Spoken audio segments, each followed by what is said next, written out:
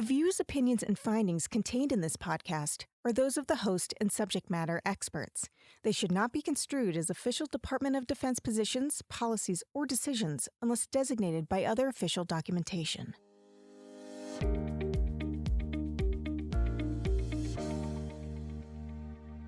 Every March, the Department of Defense, or DoD, participates in Brain Injury Awareness Month in order to increase awareness of traumatic brain injury, or TBI, and the DoD's efforts to improve its ability to identify, care for, and treat this invisible injury. This Brain Injury Awareness Month, the Traumatic Brain Injury Center of Excellence, or TBICoE, encourages medical providers and others in the military community to be TBI ready. This year's theme highlights the importance of being up to date with TBICoE's latest research, educational training, and clinical resources to assess and treat service members and veterans who have sustained a TBI. TBICoE's dissemination specialist, Heather Kampf, who helped plan this year's theme, explains more. To us, being TBI ready means understanding and knowing how to find all of the most current TBI information relevant to patient care. So, for example, reaching out to one of our regional education coordinators or RECs to get training on our progressive return to activity clinical tool is being TBI ready. Knowing all of the signs and symptoms of a concussion and the educational resources available to patients is being TBI ready. And utilizing the most up-to-date TBICoE clinical recommendations in your medical practice is being TBI ready. So ultimately, being TBI ready means doing your part to ensure that we have a medically ready force and a ready medical force. Primary care providers who are TBI ready play an essential role in the recovery of patients with a concussion, especially if they're properly trained in current research-supported approaches to treatment. According to a recent article from TBICoE, there's evidence which suggests that targeted training in concussion management best practices can result in higher patient recovery rates. Dr. Mark Ettenhofer, senior research neuropsychologist at TBICoE, co-authored this article, which evaluated concussion management practices and the effectiveness of provider training on our progressive return to activity clinical recommendation. The progressive return to activity study was really designed to get a better sense for what kind of care our service members were receiving after concussion and the degree to which they were following progressive return to activity guidelines in the clinics, and to get a sense from what the providers were doing, what the patients were doing, and to also directly evaluate how, if we train providers on those guidelines, how that can help service members recover better and faster.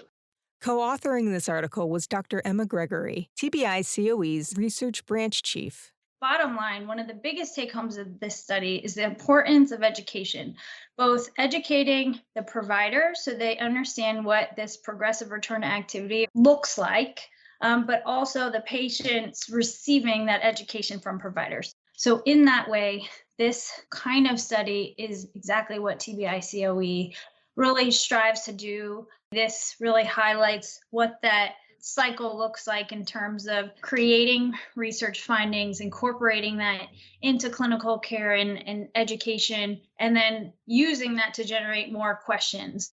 Training is essential to TBICoE's mission to promote state-of-the-science TBI care from point of injury to return to duty. This mission depends on regional education coordinators, or RECs, to educate healthcare providers, service members, veterans, and their families and caregivers on awareness, prevention, treatment, and other TBI-related management issues. RECs and the training they do are also a critical part of the DoD's TBI awareness effort. Here's REC Casey Becker during a training session to medical providers on concussion identification. Good afternoon. My name is Casey Becker, and I'm the Regional Education Coordinator in Europe for the Defense Health Agency Traumatic Brain Injury Center of Excellence. The earlier we can identify a concussion, the sooner we can treat our patient and get them on their path to recovery and return to duty as safely and quickly as possible. That's why I appreciate the opportunity to be here today to provide you with this training. Like Casey in Landstuhl Germany, 16 RECs around the country and overseas offer training to medical providers so that they are aware of and understand TBICoE clinical tools like the PRA, Military Acute Concussion Evaluation 2, or MACE 2, and others. Chris Lewandoski, an REC at Fort Carson, Colorado, often talks to groups of deploying service members about TBI and the DoD's policies for the management of mild TBI or concussion in a deployed setting. Those policies have a couple of protocols in them that revolve around what the DoD calls potentially concussive events. There are 4 of them, but we really only focus on 3. Being within 50 meters of a blast, indoors or outdoors, being involved in a vehicle explosion, collision, or rollover, or receiving a direct blow to the head that knocks you unconscious or alters your consciousness for any period of time. I wanted to get a better understanding of an REC's role, so I decided to talk to Kristen Benson. Kristen's region covers Northern Virginia, Washington, D.C., and parts of Ohio and Pennsylvania. So the primary role of the REC is to provide training to military and civilian healthcare providers in assessing and treating service members subsequent to concussive events. So I cover the basics of TBI prevention, assessments, recognition, and I try to show them what that whole process actually looks like and how they can recognize someone who might have incurred a TBI in that acute phase, but also what that might look like on the back end. TBI is not going to be the first thing that someone thinks about, and a lot of the manifestations that can come from TBI later can often look a lot like behavior issues, conduct issues. So when I'm working with the support staff, 2 of the things that I focus on primarily is what does a TBI look like in the acute phase? What is a TBI? How do we define it? And then I also try to give them a really, really firm grasp on what do symptoms of TBI look like? How do they intersect with things like PTSD? And then I try to make it really, really clear how we differentiate those. I remember reading that you were a social worker prior to coming to TBICoE. Can you talk a little bit about how you got into this line of work? Yes. So I chose to specialize in military and veteran behavioral health because when I was a Navy corpsman, I was committed to the well-being of my fellow service member. And that was kind of at the height of the OEF, OIF campaigns. And now today, I just think that that means taking care of them here at home. So that's my way of continuing to fulfill that commitment. I'm really interested in how RECs conduct their trainings. How do you tailor your approach to different populations? So I try to take stock of literally everyone that's in the room and try to consider from their individual perspective, what does this training mean and how is it meaningful to me? Being a social worker means that we're really adept at understanding and motivating people and often anticipating these underlying needs. So we're considering so many different elements, right? We're looking at the environmental, we're looking at interpersonal factors, policy, barriers, and for those that are clinically trained, a lot of times we're also looking at workflow. So in that way, I feel I'm able to consider the ways in which these trainings can be applied to the individual needs of the clinic and also foster a feeling of meaningful partnerships. And then for people who might be in more administrative roles like clinic managers, they want to know, well, what's the workflow look like? What does this mean for my clinic? What does this look like, on the everyday? So as long as I can really address those needs, I get their buy-in and I want them to trust me. I want them to know that they're in good hands with me and I have their best interests at heart and that I'm here to listen to them. I'm not here to feed them a bunch of slides. I'm here to give them applicable, usable information so that we can all achieve a common goal. What would you say motivates you as an REC?